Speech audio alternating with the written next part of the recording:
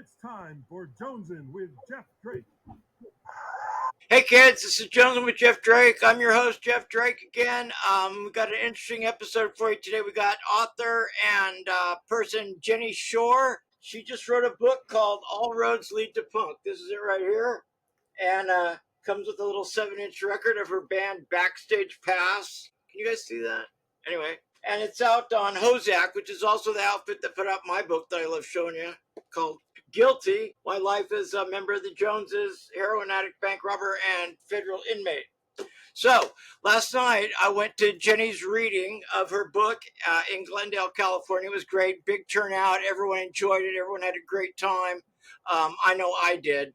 And I just got done reading Jenny's book. It's great. It's interesting. It tells all about her life with some emphasis on her early days in punk rock and the sort of the end of the glam rock time and her adventures and her life after that. Interesting stuff. I gotta say it was entertaining and I enjoyed it a lot. So welcome to the show, Jenny. Hi, Jeff. Hi, Jenny. How are you? I'm good. Long time no see. I know it's just last night. So yeah, that was a great thing last night. Congratulations on the turnout. I thought you did a great job. Once again, I'd like to thank you for pointing me out in the audience. I was just minding my own business. Next thing I know, everybody's staring at me. Thanks for that. Anyway. Well, we are label mates, right? That's right. That's right. We got the same publisher. Anyway, yeah, those guys do a great job. They fact checked the heck out of my book. I did notice an error in your book. I won't point it out, but I'm like a proofreader, so that's the way that goes. Anyway, you had a good time last night? I had a great time, and it was great to just see all these old friends of mine. I had no idea some of the people that were there were going to be there. I had no idea. So it was just fantastic for me. I love it. And you've done a couple of those now, right? Yeah. Well, this is the official book launch. I did one story telling show at Stories with some other storytellers as well. And with Pleasant Gaiman, who wrote the foreword to my book. Pleasant. I also saw an ad today, and that was the first I heard. You're doing tours at the Punk Rock Museum with Pleasant Gaiman, my good friend. I am. And we're doing we're both doing book readings as well. She's doing At one for museum? Rock and Roll. Yeah, at the museum on the Saturday. I think it's the Saturday night. I believe the 15th. We're doing story. We're reading from our books. So she's reading from Rock and Roll Witch, and I'm reading from Right. All Roads. I have that book. Yeah. So I haven't been to the Punk Rock Museum. I heard it's really cool, though. They wanted me to give them a guitar. I said, no, I'll send you a couple books. And they said that was okay. I need my guitars. They can't have them. So I was reading the book. Like I said, I really enjoyed it. One of the things you mentioned right at the not right at the beginning, but early in the book, and I can't remember the phrase you used. You said either that sex was your secret weapon or was your superpower. Do you remember that part? Yes, I do. Was it Barely. Superpower or secret weapon? I think superpower. Superpower. That's what I think too. And when I wrote my book, I had to make a conscious decision not to talk about sex. You obviously made a different decision.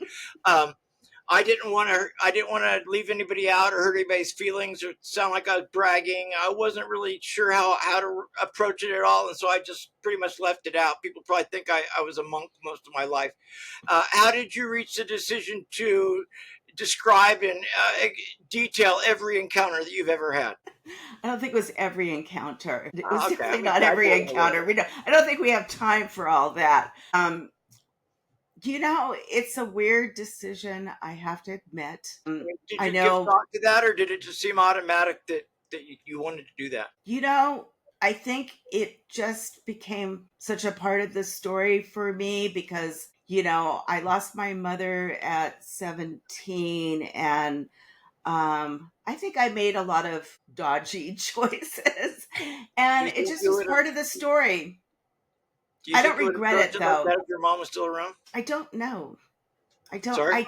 I don't think so, but I'm not sure.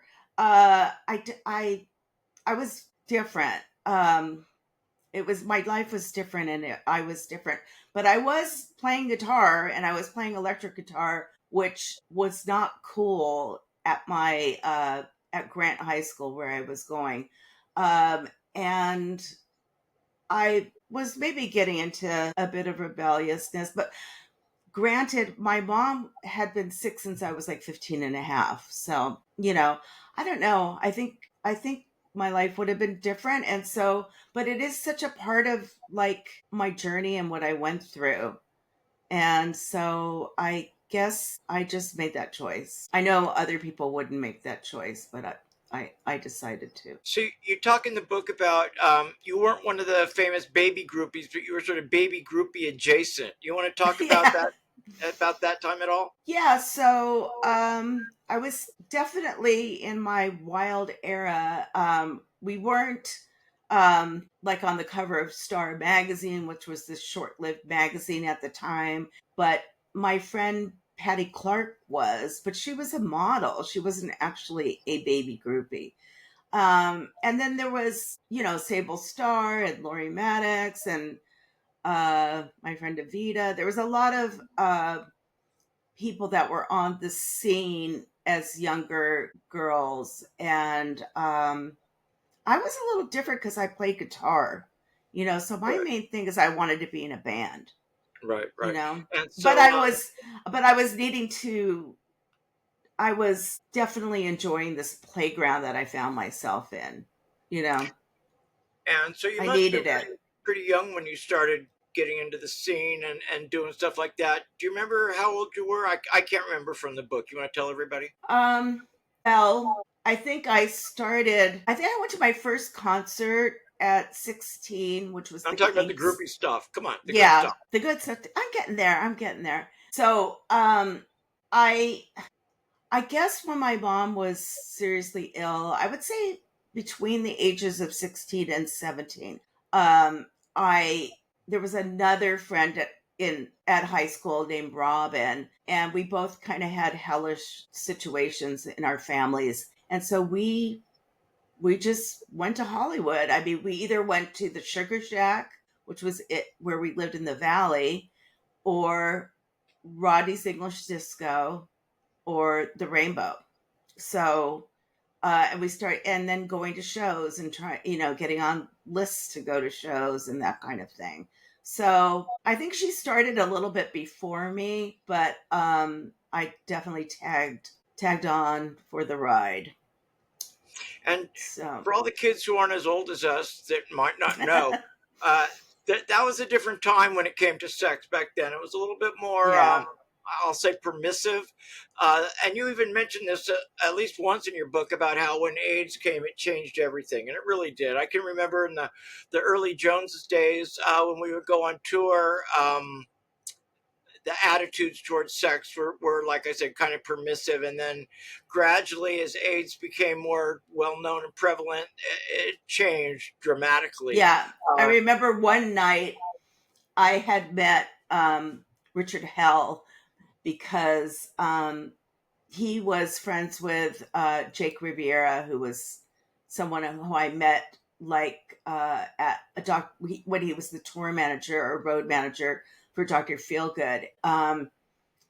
I think Hell was doing heroin, and so I kind of knew what that meant, and so I turned him down, and he was so offended. He said, "I have a lot of choices." how much I said, heroin "I'm do you do now, Jenny?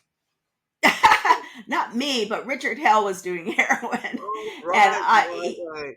he So you said, went, I you went have a lot of choices, because I turned him down because I thought, I'm too scared because of needles and that kind of thing and AIDS. So I turned him down. And he said, I have a lot of choices. And I said, I'm sure you do, man. But it's not going to be me.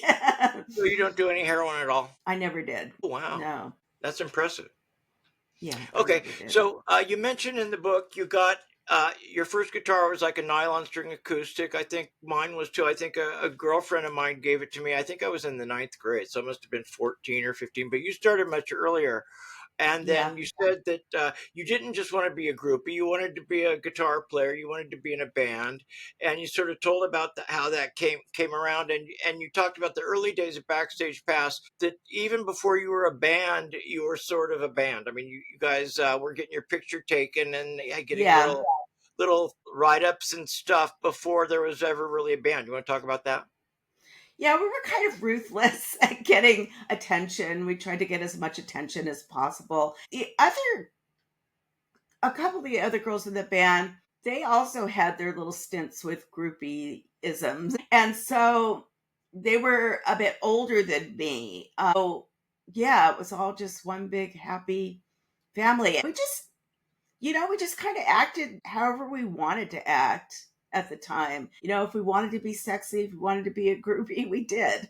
But yeah, I played guitar since I was 8. I was taught by my babysitter, a Cookie. And then eventually I talked my parents into giving me an electric guitar. But I've got a lot of flack for playing electric guitar as a female. And so your band Backstage Pass was, you said, mostly a girl band. It wasn't an Yeah. all girl band. And you guys got some pretty good shows, for a band that didn't have, wasn't signed to a major. Like you said, you opened for Elvis Costello at the Whiskey and I forget someplace else. What was that like? Well, it was cool. We had known Jake Riviera again since Dr. Feelgood, and that's where I actually met Marina, my bandmate. And so um, he, when he brought the Damned for one, they stayed with us and they stayed with the Screamers. We kind of split up between the two sort of punk houses, and then Rat Scabies stayed with Spock. So when he brought Elvis over, he let us open for Elvis because I think he didn't want Elvis to be upstaged in any way, which he wasn't. And so we got to do, it was November of 1977. We did 2 nights, and I don't know if you know how the Whiskey was, but it was like 2 shows, and they would clear the house like between sets. And so we did like 4 shows opening up for Elvis, and it was fun. That's It very was cool. fun and scary.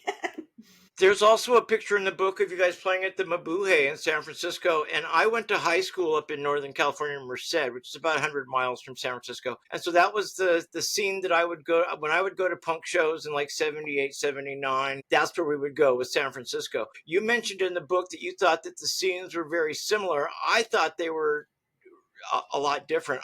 I grew up down in LA and then moved up there for high school and then moved back down. When I came back down in like 1979 or 1980, like I said, I had been going to shows in San Francisco. And then when I came down here, it was just when hardcore was starting. And it was so different. The San Francisco scene was a little artier and I don't know, a little bit more diverse. Well, Talk about that a little bit. I want to say that I felt like the humor and things were similar um, between LA and San Francisco, like in 77, early 78, when I was still in the band. And in comparison to, I think, the New York scene or the British scene, I felt like there was some similarities. One of my favorite bands was the Dills, and they lived up in San Francisco for a while, like when it was really getting going and things like that. Yeah. Chip and Tony. I just did a thing with Pleasant and Chip Kinman up in San Francisco. I guess it's been about 5 years ago now, with Jane Wieland and Teresa Kyriakis and who else? Peter Case. It was cool. It's called War Stories. Everybody just sort of telling about their punk rock war stories, and it was a lot of fun. So how did you get to know my good friend Pleasant Gayman? She wrote the foreword to your book. She wrote the foreword to my book. Great gal. Like I said, I've always wanted to put like a Mount Crushmore of Hollywood cool girls: Pleasant, Iris, and Mandy, Amanda Brooks Toland. Maybe I could add you Yeah. on there too. How'd you get to know Pleasant? I've known Pleasant since I want to say I feel like I first met her either from, I guess it was Blondie. Um, she was really close with Chris Stein and Debbie Harry, and we were all hanging out with Blondie together. Then we all hung out with with the Ramones together and the Mumps together. So we're all really hanging out in the same scene. So that's when I first got to know her. But we've gotten really close in the last like year or two. Gotten to be really good friends. And you said you used Yeah. to read her her little fanzine Lobotomy, right? You said you were a big fan Yes, I of used hers. to read all the fanzines, which I love, starting with Backdoor Man, Fast Freddy and Don Waller, Backdoor Man, which was really cool, and then Flipside, which did a huge article on Backstage Pass, and Hutley was there last night at the book launch, and yeah, I used to read all the fancies. I used to hang out with Chaz Gray from Chaz T. Gray from the Skulls and from Walla Voodoo. He was living at the Canterbury, and we used to just eat snacks and just look at fanzines all day and smoke Parliament cigarettes, I think. And so the Yeah. early part of your book is kind of a who's who of the early punk rock days. You knew most of those people that you're mentioning. Backstage Pass, I guess, was around for a couple of years. I think you said you broke up in 1980, something like that. I Am I think right? I think the last lineup was 1979. I joined the band in 1976, and we did a little demo, I think in 76 or 7. And then I met this woman named Tony Lawmer, and she did clothes. She was like the seamstress for the band. And when I met her, I was like, this is it for me. That's what I want to do, is do wardrobe and do it kind of similar to what she was doing. But she was a seamstress, and I wasn't as much a seamstress, but I became a stylist. So I left the band in 78. Okay. And while I was reading your book, I'm reading all these famous names, and I came across this other name, Chris Bailey, who's a good friend of mine. I was a little surprised to see his name in there. How did you know Chris? Well, I think I knew Chris different ways. I knew Chris from Fast Freddy and the Precisions, that band. And did you know he And became the Grand Poobah of the Water Buffalo Lodge? yeah. That's really his claim to fame, as far as I'm concerned. And he was in a band with Marina called Audio Vidiot, I believe. And when we rebooted Backstage Pass for this show that Terry Henderson put together, called Radio Free Hollywood. We got a bunch of people and to kind of like be in the band and back us up, me and Marina, and so that was in 2018. So and we did that show, and we did a few other shows. It was really kind of satisfying, you know. But Yeah. then COVID hit, How much of the and songwriting were you doing in Backstage Pass? I was doing a fair amount of the songwriting with Spock, my bandmate, who passed away like 2 years ago, and Right. we were co-writing together. And then the other member, Holly Vincent, she was really talented Holly and the and wrote Italians, right? some, yeah, and she wrote some really good songs. She was also a drummer. I kind of wish she was our drummer in a way, but I do love our drummer, Rod. And then there was time, I think Holly was in the band, then she left the band, and then she came back to the band, and then Shay Zero was in the band, and she was, I think her first gig was when we opened for Devo at the Mabuhay, and that was her first gig. So Joseph's first gig Shay was then opening for Missing Persons, which was really lucky on our part. Shay went on to be in the Orchids, which was like a Fowley band. We were an anti-Fowley band, Backstage Pass, I have to say. So let me know if I'm leaving anything out. But so you did Backstage Pass, and then you had sort of an epiphany, and decided you want to do something else, and then you opened a retail store called Straight Jacket down on Crescent Well, Heights in Third. yeah, so Straight Jacket, I worked there first. It had an original owner who I just found because Susan Clary, I don't know if you know who she is, she knew him, and I was trying to rack my brains for his real name. I only knew him as Raven, so his name is Jeff. And So I worked for him, and then Tony, who married Jake Riviera, they became my partners, and we bought it out. But it didn't. It lasted from, when did we owe? I guess I was there from 78 till like early 1983. Okay. And about that time, I was starting to go into Hollywood and buy clothes and stuff like that on Melrose and Letterhawk. But you said your store was down on Crescent Heights and Third, which was kind of not really in the area where, at least I was unaware of it. I think probably because of the location. Why did you pick, why, well, you said you just worked there, so obviously you didn't I pick the worked there, location. yeah. But And do you so I know didn't pick the location, why but it was where it I was? want to say we were before the big Melrose boom, really. We were really Okay. before the big Melrose boom. And so it was, but do you remember that little place called Splash, which was like a hot tub, like prostitute Yeah, I place? I don't think know. before I was in the Jones, I was in rockabilly bands. I used to get my hair cut by this woman named Connie in Yeah, Hollywood, and I did, yeah, big pompadour. And she's the first one that told me, "Oh, you got to go down there to Melrose. There's all these stores. It's really cool." And then I Let It Rock was down there in a couple stores. That was the first I yeah, ever heard, and that must have been 1980 or 81. yeah, And then it really took off in like a couple of yeah. years after So that. we were a little before that whole scene, but yeah, yeah, certainly those were our competitors. But it was tough, because Jake and Tony lived in England.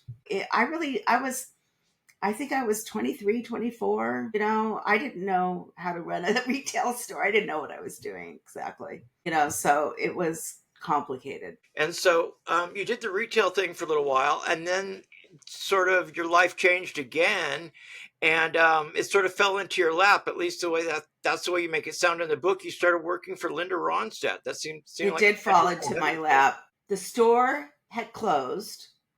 I was panicking. I didn't even know what panic attacks were back then. And Now you know. now I know. Nick Lowe was opening up for Tom Petty at the Universal Amphitheater, and I um, had tickets to the show through Jake Riviera, Nick Lowe, and so did Linda Ronstadt, because her roommate was Danny Farrington. He was a guitar luthier, and her roommate, he was from uh, I think Tennessee, or he did like the pearl inlay on like Johnny Cash's guitars, things like that. He did Elvis Costello and Nick Lowe as well, the pearl inlay, and he made guitars for Squeeze. And so our tickets were right next to each other. We were sitting next to each other. So he introduced me to Linda, sitting next to Linda, and um, I said something cheeky to her when Tom Petty came on, and the next day I was working for her, and all it was like it was just like a guardian angel situation. I was saved by Linda. And so you worked for Linda Ronstadt. I was a big Linda Ronstadt fan in the 70s. You even mentioned Jerry Brown in your book. He was my political idol, probably still is. Hey, you said no politics. No, that's as far as I go. I only mention him because it was Linda Ronstadt's place. Um, and then you stopped working for Linda Ronstadt, and then I'm not sure how much time it lasted, but then you started working for the Bangles, and that was when they were sort of maybe a little bit before they sort of exploded with "Walk Like an Egyptian," but that was a good Yes, time for but you too, right? I had been working with them since the Bangs, as did my partner Tony, who did uh one of, I guess, their first Getting Out of Hand, their first EP. She did the graphic for that, because she was also working with Barney Bubbles in England, who Jake used for a lot of his acts. And so, what is my point? What were you asking me?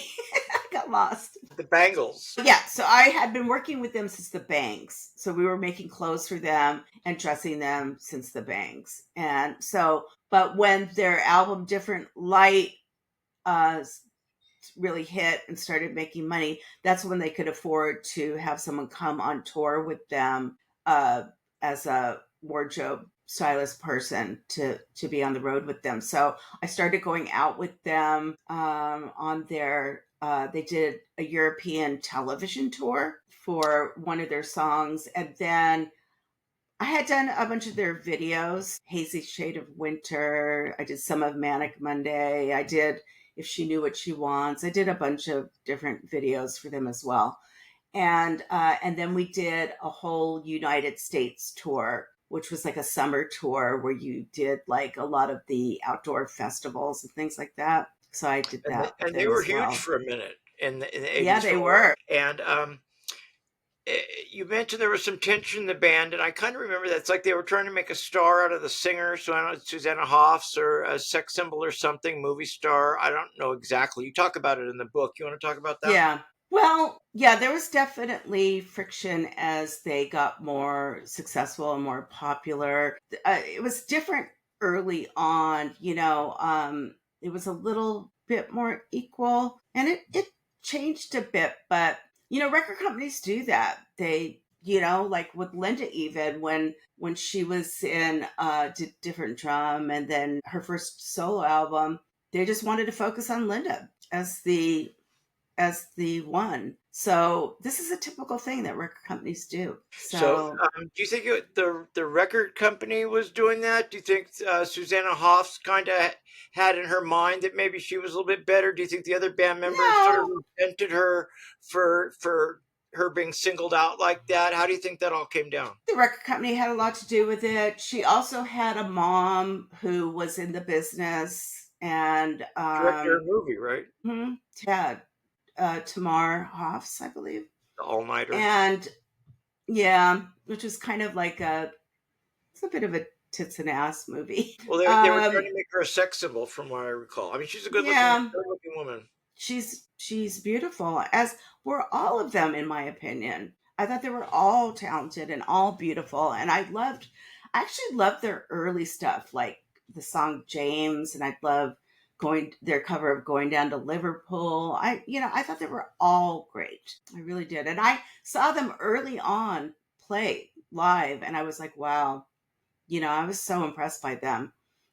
So they were all just so talented and so great as a unit. Hmm. Great harmonies. I had wished that, you know, Backstage Pass could have been like a harmony group like the Bangles. And so, looking back on the stuff that you wrote in your book, what part would you say was sort of like the highlight of your life? What did you enjoy the most? What At what point were you the happiest, or thought that you had really made it, or did you ever feel that way? Um, um, I think when I became a wardrobe stylist, it just would get better and better. I think some of the downfall for me was having these insane hopes and dreams of being with some of these male rock stars. I think that I don't know, I think I thought that I was going to get married really, young, and that would be the answer to my prayers. So, was It that was sort of kind your of like, plan? You were going to be around all these rock stars, find one, marry one, have their I baby. think so. Okay. Kind of, yeah. I mean, it's like Say Yes to the Dress, like Jenny edition or something, and it never happened. But not, or it didn't happen like that. Well, like they And say, don't make God laugh. Tell him your plans. it was sort of uh, kind of heartbreaking. But you know, meeting Linda was a big change, and really good for me. And then I don't know, things just kind of evolved. And I just eventually kind of got sick of the music business, especially in. I want to say when I was working for Dave Stewart, and I just got kind of fed up with that. I also style wise, things had changed. There's a lot of rap music. And I just didn't see myself like dressing people like I had been. It had just changed an awful lot. So, um, I was just becoming, I was never able to go to school like I tried to, like, after my mom died, I just didn't have the focus. I just couldn't do it. And so I think I just became like sort of intellectually starved at some point. And Yeah. So it was at when I worked for Dave Stewart, and I was kind of like a secretary, which sucked. But I was still playing music. I mean, in fact, I did demos in England in the early 80s. There's some digital downloads in the book. And then I did a song in 1989 at Dave Stewart's recording studio where I was working. And I got in a lot of trouble because I think Bruce Hornsby was in the studio and we changed all his levels and things like that. So yeah, I was always getting into a shitload of trouble. And then I met this guy who was working at Peer Music, and he was asking me for some things for his mom's charity. And so I gave him for her some Bangles dresses for the charity, but I wanted to know what the charity was. And that's when I started working for that charity, Women Helping Women, that things kind of changed for me, and I sort of wanted to go in that direction. When I was little, I always either wanted to be like in Hollywood, or I wanted to be like my dad, who was like a counselor. Do you still play music or write songs or anything like that? No, not so. I mean, I still can play, but Eden, my kid, is the good That's guitar your daughter player. that was at the reading last night? That's the good guitar player. She seemed very nice. And very proud of good her. good songwriter as well. Cool. That's the good guitar player. Yeah. So what are your plans now, Jenny? Now you've got a book that's going to sell millions of copies. What comes next? You know what I would love to do is to make an audio version of my book.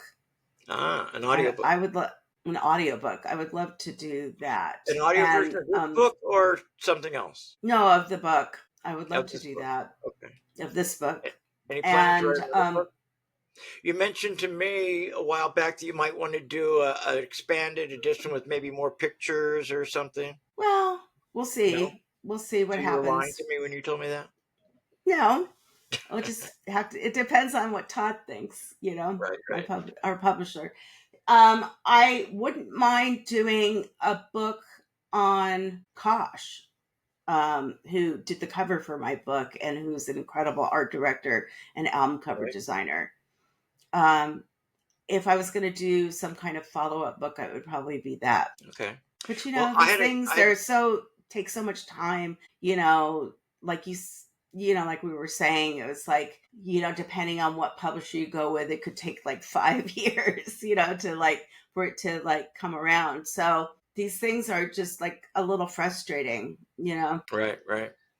Well, not with Hozak, but